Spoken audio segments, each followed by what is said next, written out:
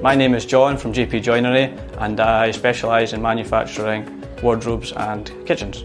So over the last couple of weeks I've been making up sample boards for a big kitchen job that's coming up. I was struggling to get my normal MDF, so my supplier suggested that I try out CaberMDF and I was really surprised with the results. The grain raising compared to my old manufacturer was significantly less and it made it easier to get a good finish.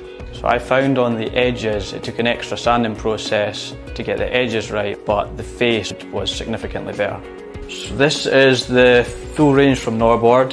So we've got Trade MR, Pro MR and Industrial.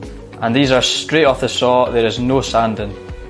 This is after the first prime, and as you can see the edges are still rough. If I sand it comes out really smooth. So this has had one sand and a second prime. There is very little grain raising.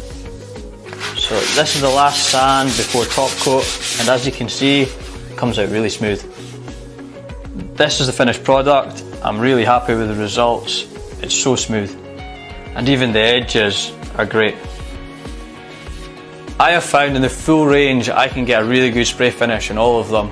On the edges, the Industrial is by far the best for getting a finish, but the Pro and Trade are both just as good at it as well.